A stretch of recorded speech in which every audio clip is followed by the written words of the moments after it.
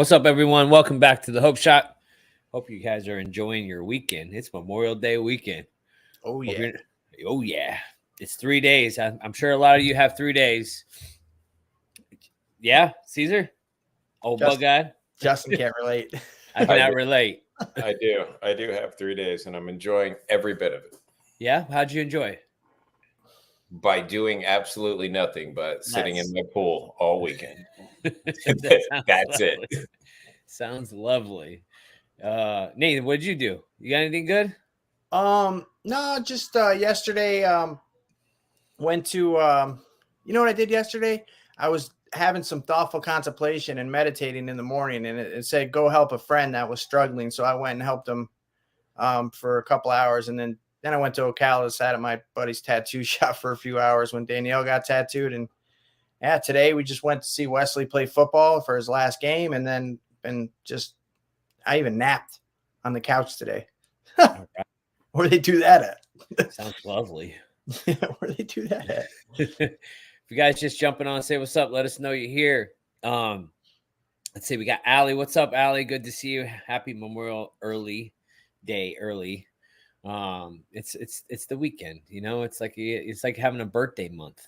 You know. Yeah. So Clarity statement. yes, Caesar. Will you please read the clarity statement? Why, thank you for remembering that, Nathan. My iPhone reminds me every Sunday, and it says, "Hey, shortcut." Does it? Suggested." Clarity statement. Does it? Yeah, a reminder comes up at 7:30 every single Sunday. Okay. All right. These things are smarter than me. So the Hope Shot clarity statement.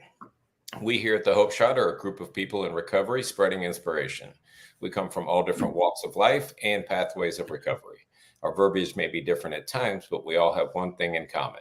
Recovery is a lifestyle. We support all pathways of recovery. It doesn't matter how you get from A to Z, just get there. And thank you for being a part of our Hope Shot family. Thanks, Caesar and Nathan. Well done. Yes, really well done. So tonight, guys, we're going to talk a little bit about, Caesar, why don't you talk about the topic? Okay, well, I don't know where I'm going with this, but it was intriguing to me. So I was away for business on the other coast, and I attended a meeting, and the topic was about finding your identity in recovery and the process of what that looks like. And, you know, we come into this deal and we've been one way our entire life. But for me, that way was, I was a chameleon. I was whoever I thought I should be to get what I want, basically, which sometimes that looks like a gracious, kind, loving person, but only to get what I want.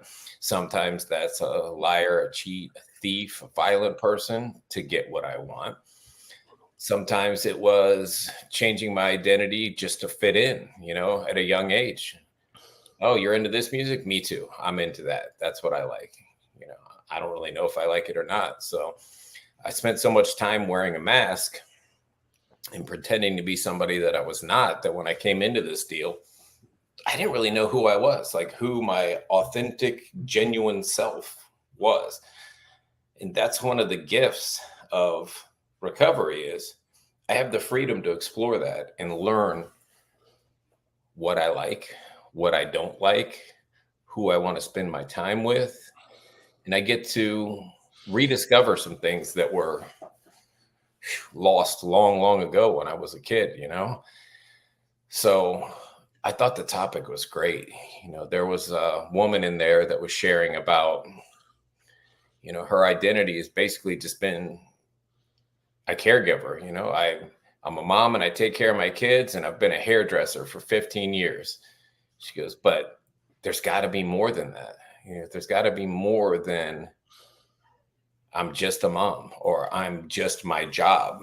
And she's like, that's the process of what I'm trying to figure out right now is I'm more than my service to other people, and I'm more than my job title. And that struck home for me, you know, being around for a while now. I definitely attach my identity to my work. because work is such a big part of our lives.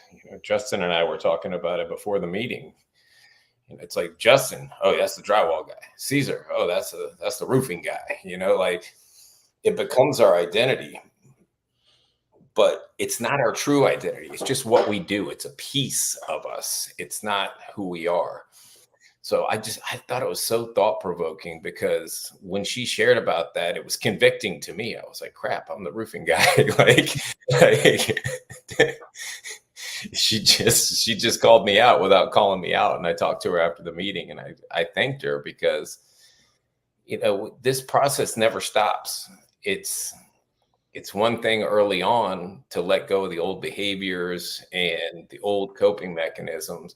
It's a whole nother thing to learn how to live this as a way of life, and to figure out who you are and what you like. And I was sharing in the meeting, I was like, if you had asked me when I first came in, like, what do I like to do? I would have listed off all this stuff. Like, oh man, I love to go fishing, and I love to do this, and I love to do that. But I don't really love to go fishing. I love to go drinking out on a boat with a fishing pole. That's what I like to do, and I didn't so much like going to the beach. I liked another excuse of bringing a cooler to the beach and drinking at the beach. Like, all of my activities centered around the drinking part, and everything else was secondary. So I had to rethink that and be like, what do I like? Like, what do I enjoy doing? I enjoy going to the gym. I enjoy competition. I enjoy trying to better myself. And at 10 years in on this deal, I haven't found anything else I enjoy as much as that, as far as like a pastime, like a hobby or a free time thing. So that's what I do. But it's not something I ever thought about before I came into recovery. You know what I mean? Like, it never crossed my mind. Hey man, I wonder what I like to do. Like, that wasn't an option for me to even think about. I was too busy doing what I had to do to think about what I enjoy doing. The gifts keep coming and the growth keeps coming, as long as you're willing to keep seeking and trying. And it's like moments like that. I'm out of town. I am outside of my area, outside of my fellowship. And I was trying to help another guy, and I said I'd meet him at a meeting. And, when you're doing the right thing, like, things just seem to line up. I Googled the meeting. It's 50 yards from the front door of the hotel, across the street through a parking lot, and I could walk there. I get there. I meet the old timer at that meeting that sets up the meeting and everything. And it's exactly who you'd want to run into in New Smyrna Beach. It's long hair, flip-flops. It's the dude of the fellowship. And I start having a great conversation, and I meet all these people, and one of my sales guys comes, and the guy I was trying to help actually showed up, and I just had a great experience. And to me, that stuff is thought-provoking when you dive deep and start thinking about, like, I'm really in an identity crisis. Do I know who I am? Do I know what I like to do? Am I more than the title of my job? Am I more than my hobbies? Am I more than my service to other people? Well, our primary purpose is to be of maximum service to our fellows.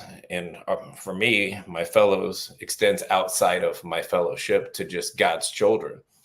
But outside of being of service, who am I? What defines me? And for me, it's always going to come back to spiritual principles. I want to define myself by my actions, and my actions will, through my best efforts, will line up with spiritual principles, will line up with integrity and honesty and just courage and faith and those things. And that's what I want my identity to be. I want to be approachable, kind, helpful, and loving to all. And if I can get people to see me as that through my actions, then I feel like I've done something really good. That's not that it's any of my business how people view me, but that's what's important to me today. More than material things, more than the job, is, am I exuding the principles of the program that I'm trying to live on a daily basis? because that's how attraction to this thing happens, is if we're living the right way, right? Like if we're living the right way and people see it, if we're sharing our story and then they know that we were a complete shit show, but they see the way we're living day in, day out, outside of the meeting rooms don't even count. Sitting in the meeting, everybody can be freaking Nate Stradamus for 1 hour. But outside of there, how are you living? And if I'm living that way and that's attractive to somebody and they're willing to come up to me and ask me for help, that's I'm very cool with that being my identity, being that guy. So I don't know. I thought it was a good topic. I know it was an awesome meeting. Some people got really vulnerable in it. It was a small meeting, and I was really grateful to be a part of that group for that day. It is a great topic. It's a great topic. Yeah, man. It's like, yeah, gets you thinking, that's for sure.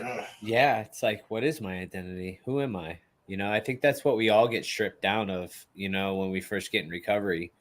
We get stripped down to like, who the hell am I? Who am I really? You know, because we have to strip ourselves of the people, places, and things that that we locked onto. You know what I mean? The friends that we used to have, the bars we used to go to, the person I was when I was on a substance. I'm not that person anymore, and I don't have the things that made me that person. So now I'm like, what the hell's going on? Yeah. You know, it's all it gets a little crazy, you know. I identified as a loser and a hopeless junkie for many years. Mm-hmm. You know, and I was on board with what everyone else thought. I was like, yep, that's me. That's what I am. But, you know, we have this new lease on life and we get to kind of choose our destiny and build our identity. And we want to build something that's freaking awesome. You know, like we've already been really lame. So let's try to be something really awesome. Nothing short of awesome.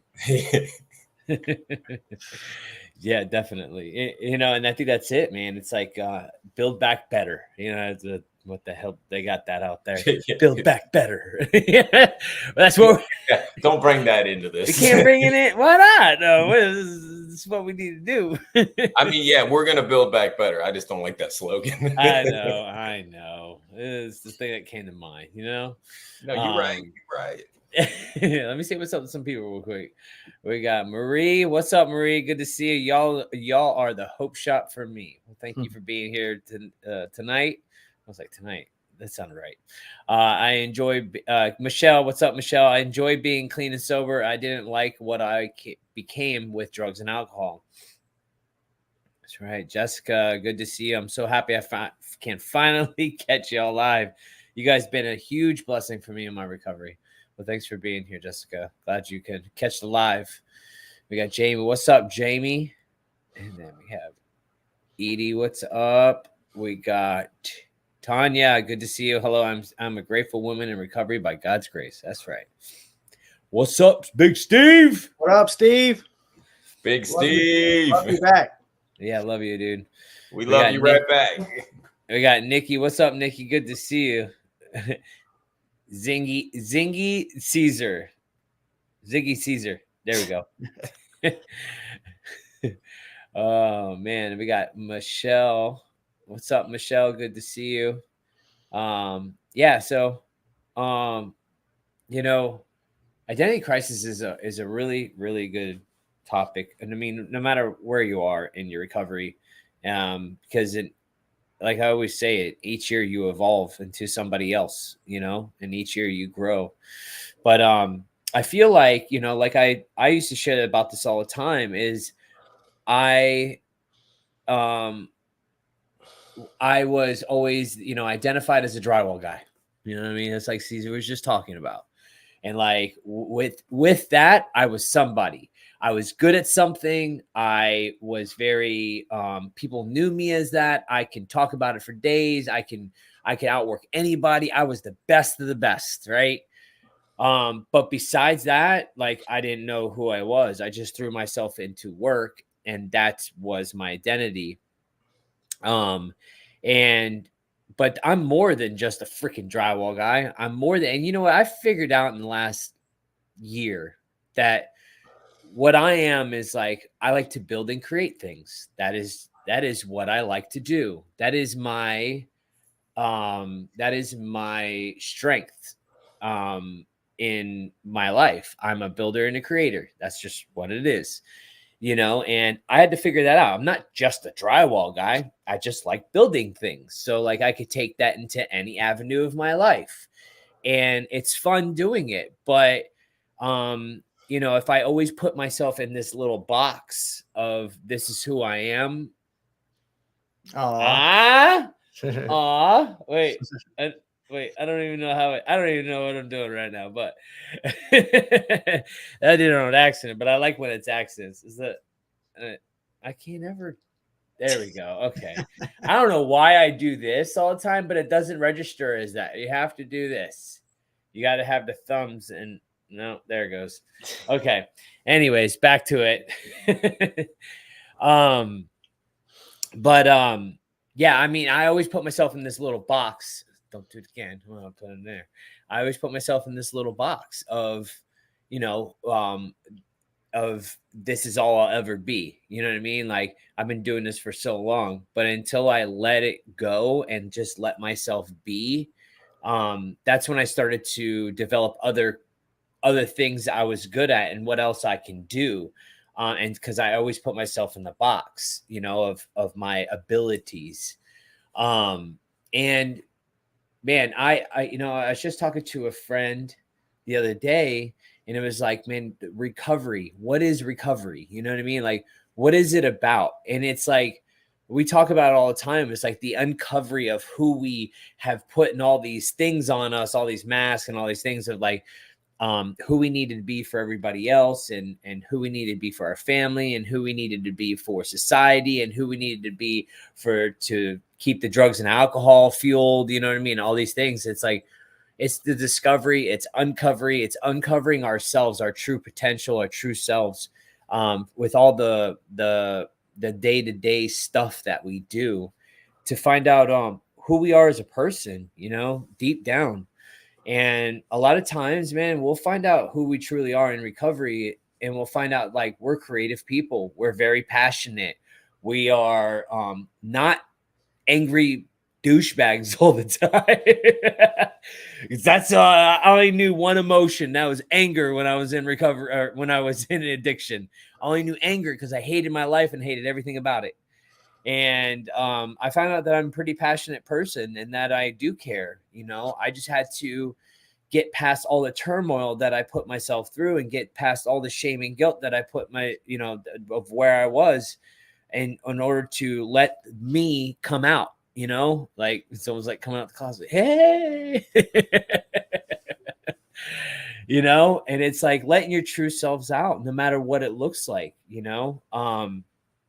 But yeah, I feel like I'm rambling, and excuse me, but I'm tired. I am so tired right now. I'm going on vacation on Friday.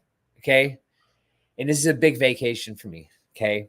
This is one where like we're going to Montana. Right. And my whole life, I've never been anywhere that wasn't a drive away. Right. Never been anywhere. I've always been to Tennessee, Georgia. I flew up to Michigan once, but that was it. And it was just for like a family retreat thing. So, but this is like, we're going to Montana. We've been saving up these points for years and years and years. And I've never in my life took a vacation except for around Christmas. And it's cold. Well, I like hiking. I like nature. I love nature. Right. And so we have right now, there's so many things happening at once with the building. We're opening up this prevention and recovery community center. There's grants that are happening, and like I still have to keep up the drywall practices, right? So like all this stuff is hitting at once. Well, I'm trying to get all this stuff done so we can go on Friday. And I just work and that's it. And I never try to take time to do vacations. Like I've had these points forever and I've never actually used them for anything. So they should have been sitting there, and finally we're using them. I had so many points from, doing business that I can use. We got free flights, round trip for the whole family to fly to Montana and back. Got the cabin paid for and everything. So it's like, man, this is like once in a lifetime bucket list type stuff because I don't get to take, I've never really planned a actual vacation like this. So it's a first for me. There's some fear, some not. It's, whatever happens, happens. And it's going to be some good stuff. And I'm really excited about it. So, but I've been working my butt off and I've been working all weekend too. Yeah. That's super exciting. If I could say anything, I'd say go into it with no expectations of how it's going to go. Just go with don't paint a picture or put it in a box. Just go and be, man, and freaking Montana it up. Put some chaps on and cowboy up. Yeah. And I say, fuck a bucket list, man. Do that shit now and do it again next year. You know what I mean? Like, fuck that bucket list, man. Why wait till the end of our life to do? Let's do it now, man. That's the hope shot right there. Well, that's where it's at. It's like, why does it have to be in Christmas? Why is it like, why can't we, like, we're supposed to live life. Like all we do is the hustle and bustle, the constant work, like letting our fucking selves have some enjoyment of life, instead of just the monotonous of it, and it's like, we actually have to make time for that too. You know what I mean? It's not that I can't do it. It's not that it's like, we just have to actually set the time aside to actually go do it. And finally, I was like, you know what? I worked too hard not to have a little self-care, little time, and why not?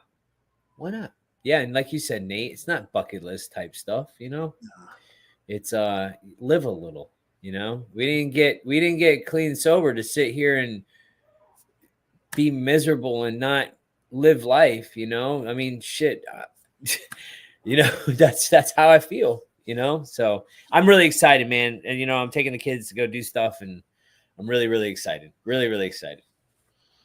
Yeah. Let's see. We got some comments up in here. Let me see what we got. We got Rachel. It says, I have always see, that's a good one, bro. Man, I'm gonna put you up here. I'm gonna do that too. Wow. I've always had a struggle with not wanting to identify myself or putting any type of label on myself. Plenty of other people have influenced that thought of my identity since like 12 years old. So I definitely struggle with the identity crisis, not wanting to identify, but knowing deep down who I am and that my actions ultimately define me. Thanks for this topic. Happy to be alive today. Thanks for being here, Rachel, and sharing that. Yeah, I can totally relate to that. Having those titles, like we talk about, being a drywall guy or being this or being that, it's like we're more than our job. We're more than, the titles we carry in life, just got to figure out what that looks like for us, Let's see. We have Wayne Scott. What's up, Wayne? What's up, Wayne? What's up, the gentleman? So many people don't know their identity. It's because we are what we do most of the time. Also, it's scary to identify yourself. You may not like what you see. You may be ashamed of being that person or not being that person or living up to the expectations of what that person involves, Like, I think that's a lot of things, not living up to expectations of what family see you as, Jamie, today I am a human being learning how to live each day to the best of my ability without harming myself or others. Love that. We got Eddie says, isn't it beautiful to see such beautiful smiling faces having a good time without dope? By the way, I identify as a dog. Love it. We got Jessica says, I love the perspective of uncovery. That's right. Uncovering some shit, man. Getting down to the nitty gritty so we can find out who we truly are. Nikki, Jess, healing from being the person I was never meant to be in the first place and becoming the person I was intended to be or close to it. Michelle says Montana is a dream of mine, but I love Tennessee. Tennessee is great. I love it too. No worries, brother. You guys are gonna have a great time. Thanks, Jerry. Good to see you, man. Let's see. We have Dominic. What's up? Love you too. Glad to see you in the comments, my friend. We got Katie. Good to see you. Love you too. Wayne says, Justin, are you excited though? I'm excited for you. You and the family will have a great time. Yes, I am super excited. Yeah. Like stupid excited. Steve says recovery is all about defining ourselves. Yes, sir. Kay says, I've been finding more and more about myself each day. Yeah, and each day, man, it gets better and better, little by little. And that's why we got to take it easy on ourselves. Nate, what's up, man? What you got? What up, man? I'm putting Caesar back there. Hey. Hi, buddy. Oh. No, other way. Other way. There you go. Oh, Jesus. You high-fiving the wall? We're going to be all right. We're going to be all right. The hell? Yeah, man, this is a great topic. I remember I was in solitary confinement. I was in prison doing a 4-year bid, and it was the middle of summer. These officers took me up through there. Like, they beat the shit out of me before I went back in the hole.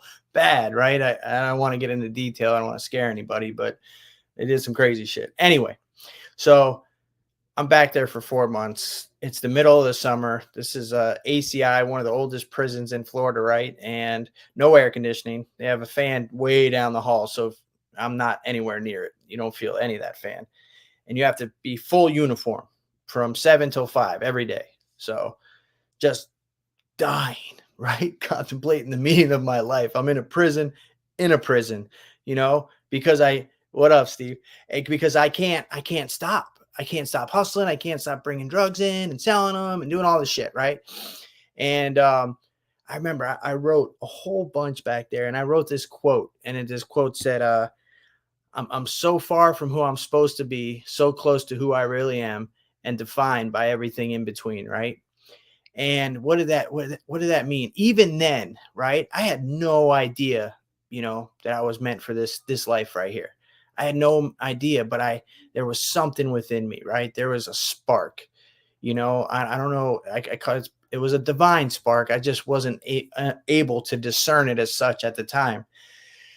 I just thought I was a little hopeful, desperately hopeful, right? And but yeah, I'm defined by everything in between, meaning, when I come into this thing, I have to identify first and foremost what I am not before I identify what I am, right? Because I come in here thinking I am less than. I come in here thinking I am not worthy of. I come in here thinking I am a junkie. I'm a convict. I have all of these ideas of who I am, based on actions and consequences from my past, and these are the things that I have to detach from, because if I'm still entertaining the fact that I'm any of these things, how am I going to, even consider some of the beautiful gifts and blessings that recovery has to offer, right? So how do I get to the other side of that, right? First of all, I'm welcomed into this fellowship that welcomes the deadbeats, right? The deadbeats like me, the outcast, the land of misfit toys. Like I get blessed and welcomed with open arms and unconditional love into this fellowship that just wants me to be there. They want to help me, right? And right there, I'm like, okay. So I'm one thing I'm not, and this was another thing I identified as, is utterly alone. I was done. I was alone. I'm by myself. No one understands. I'm terminally unique, right? And that dispels that theory right away. That dispels that theory because I'm embraced by the love and compassion and kindness of this fellowship. And they don't care where I came from. They don't care that all I know is prison and how much I can get dope for, and that I don't have much to offer. All they see willingness, and then that's what it helps these people just surround me, right? And then what happens is I begin to understand that I can ask for help and not be judged. And then I get introduced to a sponsor, and I start going through this step. And what I see at first is I see whatever this God character is that y'all are talking about, right? This higher power that I have many prejudices against, right? A bunch of preconceived notions and judgments about this fool, right?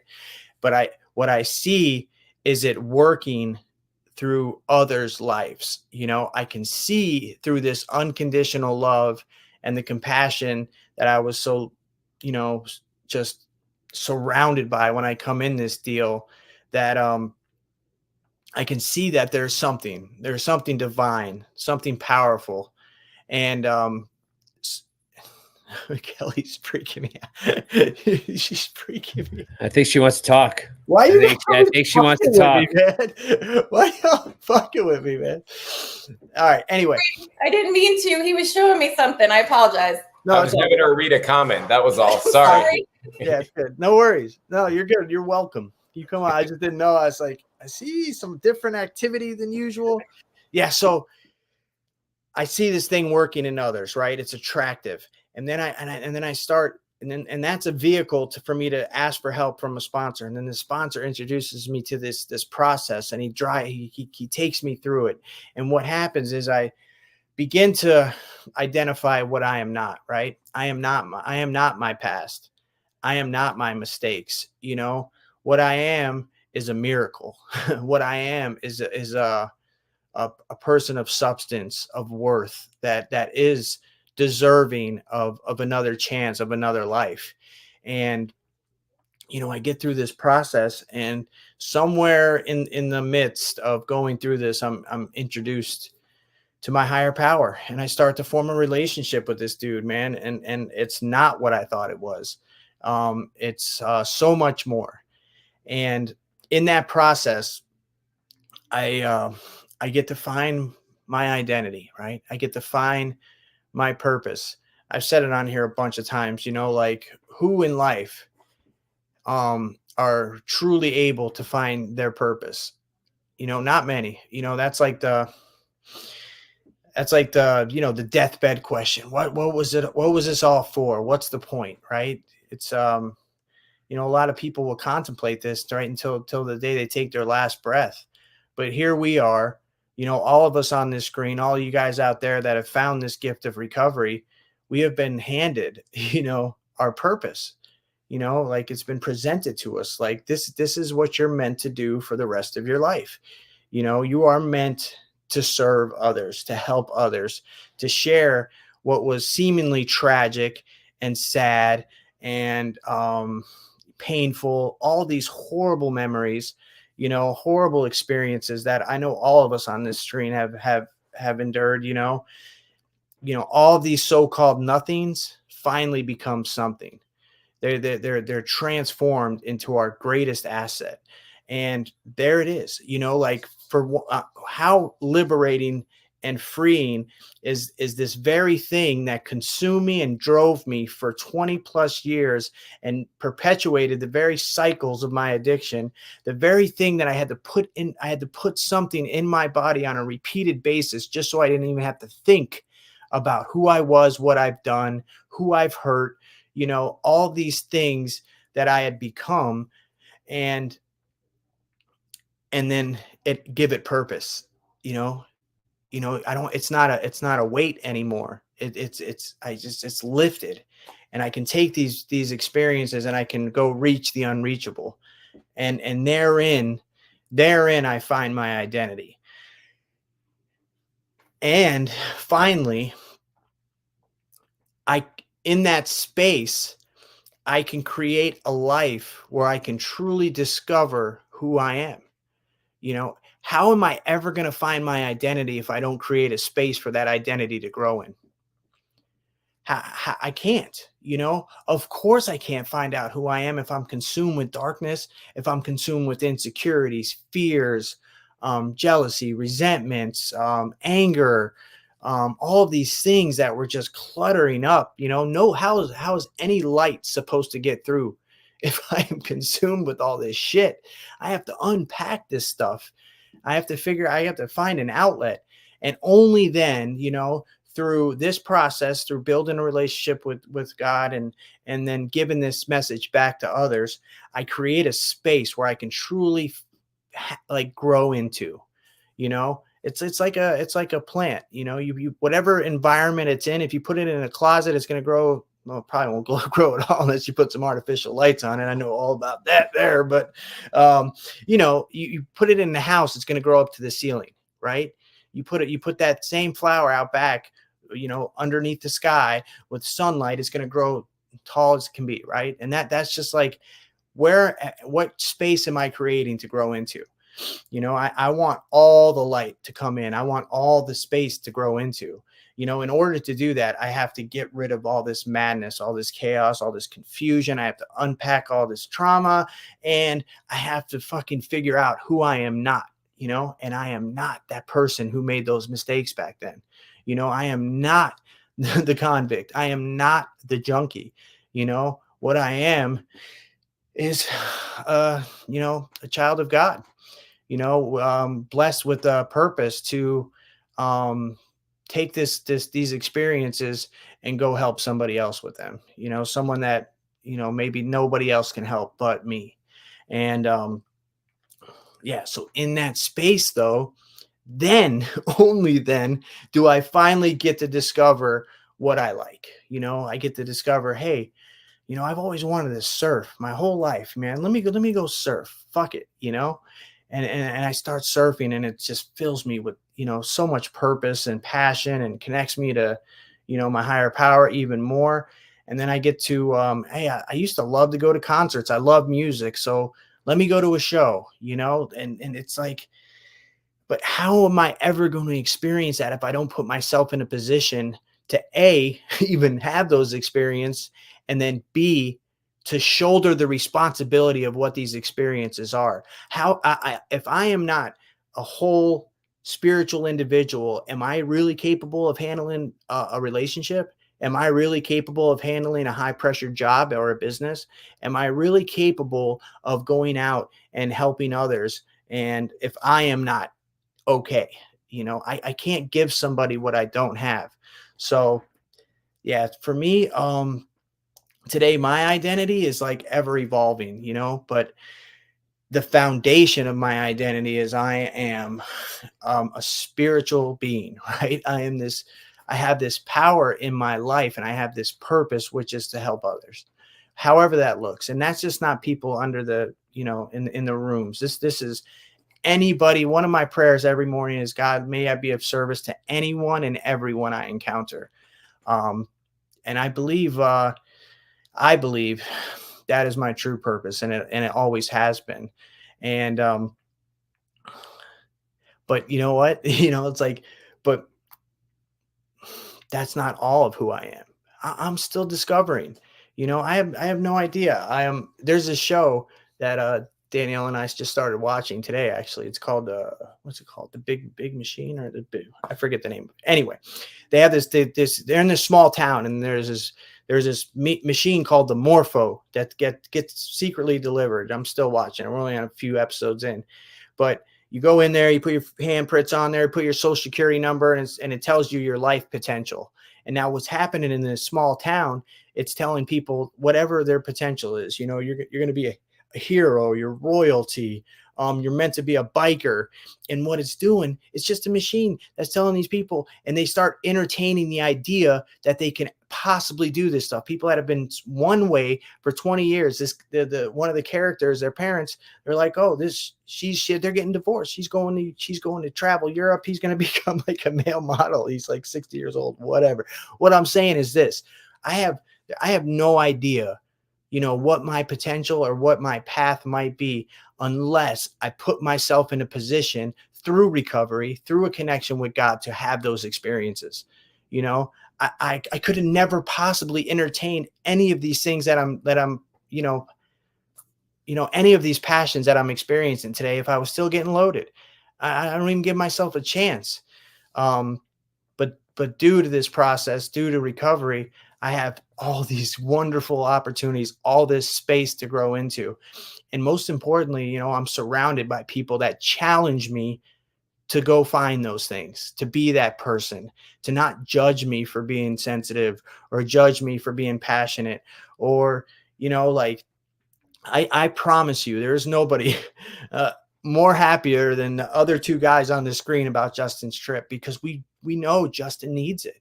We know we genuinely want Justin and his family to go have this experience, you know, and it's so cool to see your friend, like, and that for me is one of the biggest gifts, you know, just to see your friends grow in this deal and to see them go have experiences and get outside their comfort zone. Yeah. So what's my identity today? You know, like I'm not a business owner. You know, I'm not my job. What I am is I'm a person that was meant to help others, you know, in whatever capacity that might be. I am a friend, you know, I am a son, I am a brother, you know, and most importantly, I am a reflection of this beautiful spiritual connection and relationship I have with my higher power. And I am so blessed to know what I am meant to do on this earth, when I spent so many years having no clue who I was, where I was going, or where I would end up. You know, I'm so thankful, so grateful for this recovery process. It's awakened so many dreams I never even thought possible. You know, I get to truly, you know, live to my fullest potential, and to keep curious and keep seeking, because I know that I'm merely scratching the surface of what this life is meant to be for me. I just know it. I know there's so much more, so many more experiences, so many more discoveries and uncoveries, you know, and I'm just here along for the ride. But what I know is that if I continue to do this work, stay connected, keep my relationship tight, then I am forever giving myself space to have these experiences, you know, and to keep discovering, you know, who I truly am and what I'm meant to do. And not fearing it. And not being afraid. Yeah, Not maybe being a little. afraid. Maybe a little. Hey, you know, when I first got in recovery, I was afraid to find out who the hell, like, I was afraid to find out who I was. Like, Yeah. literally. Yeah. I was literally afraid to find out who I was, because we already passed that, bro. Oh, so you already put it up there? Sorry. Yeah. You know, I was afraid to find out who I really was, because I was so, like, my identity was drugs and alcohol, the party guy, the fun guy at the parties. I was the hoot, you know what I mean? And without it, who was I going to become? I was a little afraid of it, you know, but I figured it out that it's not that scary. It's actually fun. It's fun finding out, you know. I'm going to figure it out. FIO. Dude, it was Kelly. real scary. It was real scary at the beginning. Yeah. Like it was super, super scary. We went from like one way of life to a complete 180 in the opposite direction, and we didn't know where that headed to. So yeah, like, change is scary. Like, getting stuck in the familiar, even when the familiar is like the most awful thing in the world, there's still some kind of comfort in knowing, like, well, this is my awful life of being incarcerated every couple months, but at least I know what it looks like. Yeah, it's predictable. Yeah, exactly. Like, if I get into recovery and I change everything, what does that even look like? Like, there was a lot of fears to take that step, and it was fueled by me running out of ideas of trying to do it my way. Because if I still had another way to do it, like, in my mind, I would have tried that first before I finally reached out and asked for help.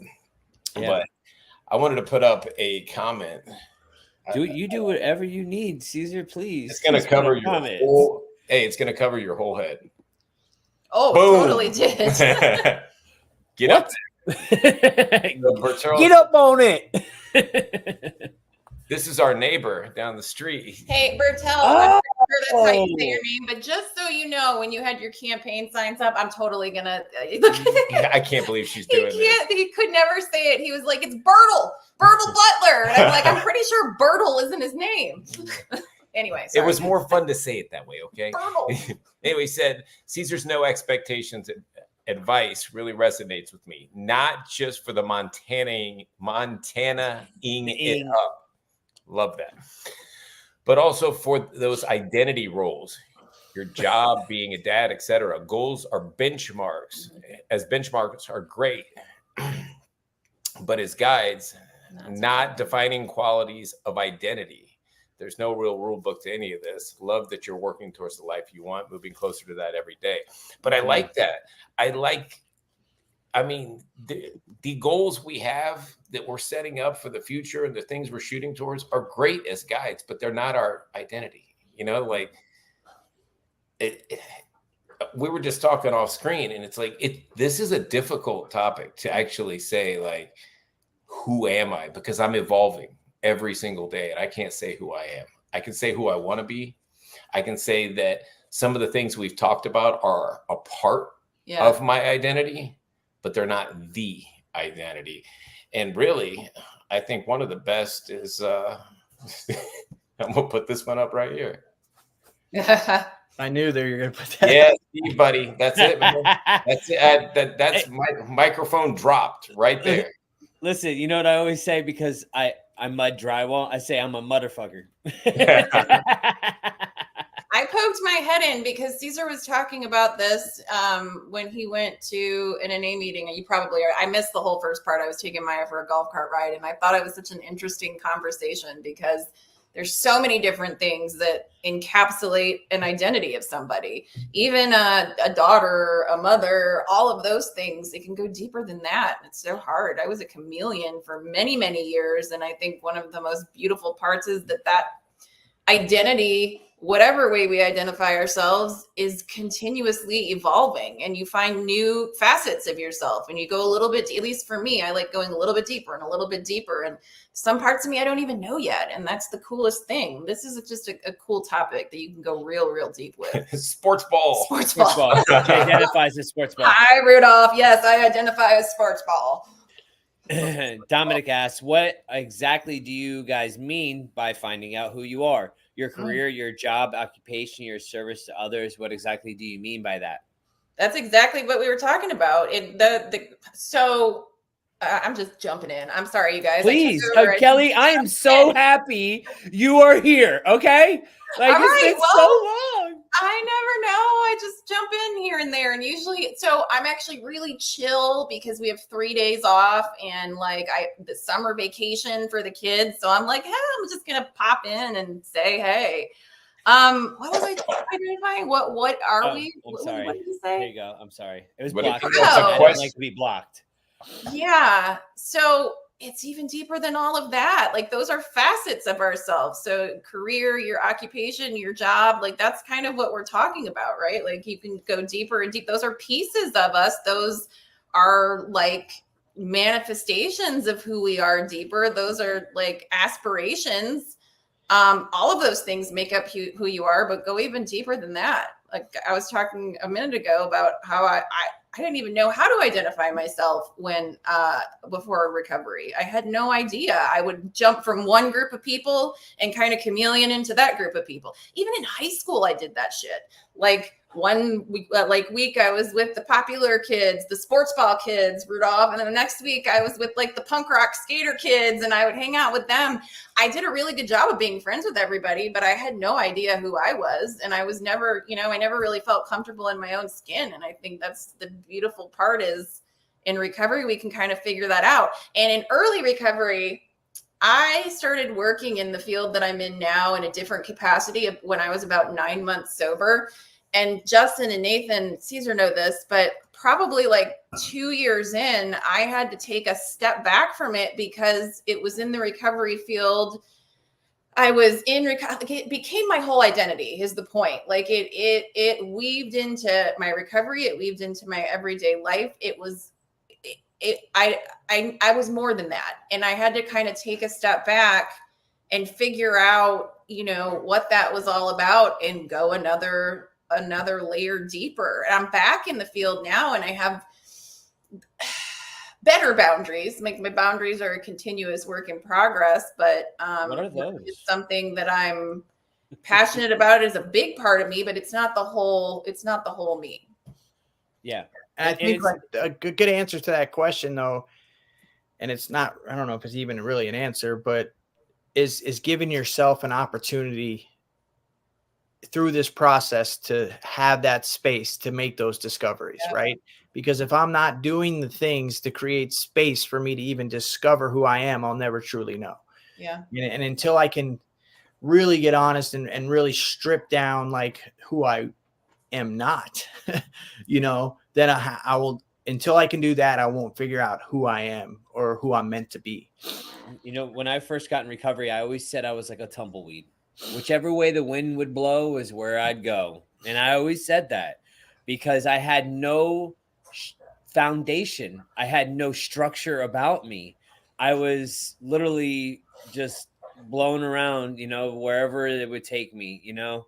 And there was no goals. There was no aspirations. There was no sense of belonging. There was nothing, just an empty shell of a human being with no sense of self. So by finding out who I was finding out everything, because my whole life was drugs and alcohol. I was drugs and alcohol. That's who I was. And so when we say, you know, when you're stripped of all that, you know, of who this identity that you have put on for so long with the drugs and alcohol, and now that that's gone, I was a great dancer when I was on drugs and alcohol. I knew how to do fireworks. I'm telling you, this stuff just happens. I think it's my brain doing it. Yeah. But I literally could do anything. I could talk to girls. I was better at everything. When I was using, I was a better drywaller. When I was using, I was a better communicator. Like now I had to figure out how to do that without all that stuff. Man, all that stuff is the reason I was who I am. And then when you take that away, fuck, man, I'm lost. I'm lost, you know? And so like, that's what that means, you know? Yeah. And I think, and Wayne Scott identifies as closed. So yes. I think another thing too is important is to just make sure we're not identifying how other people see us or think of us, you know, because that's how I identified for a long time. You know, I would base who I was off of how others saw me, which is a super slippery slope as well, you know? I think though, that's that external thinking, right? Like looking out, we figure out who we are by going within. I think that's like a really simple concept, like go deeper within to figure out a new aspect of yourself, for lack of better terms. Like when we're identifying outwards, we're identifying as our job or as that person or, you know, as a parent or, you know, a mother or whatever. If we go internal, that's when we really kind of find that deeper sense of who we are, at least for me.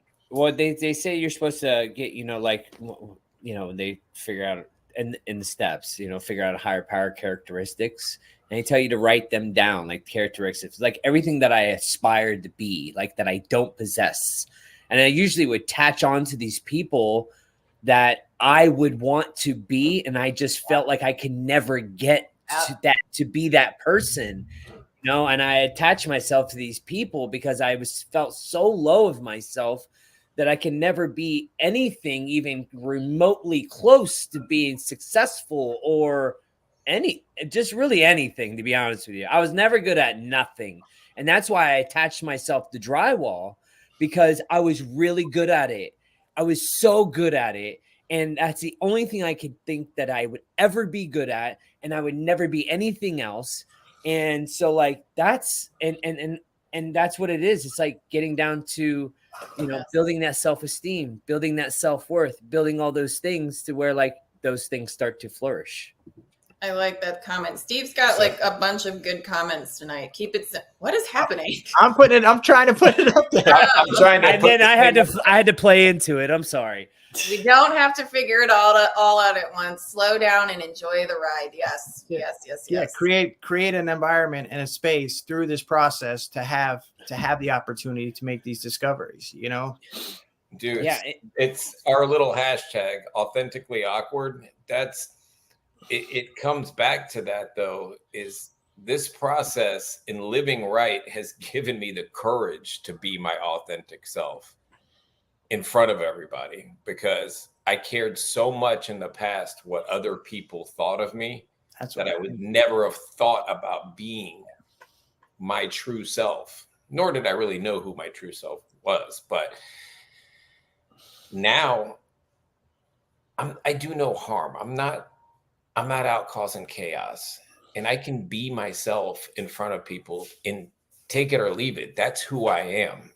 And if you don't like it, that's also fine, because that means you just don't like my face, my tone of voice, the music I listen to, and that's fine. Not everybody's going to like you. That I can completely be cool with that and move on.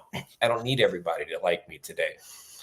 But the freedom I've got is when you put your authentic self out there, you attract the other weirdos that are just like you, and you build a tribe. If you're full of crap all the time, you attract that your fake personality. Law of attraction, like very basic law of attraction. So what you put out comes back.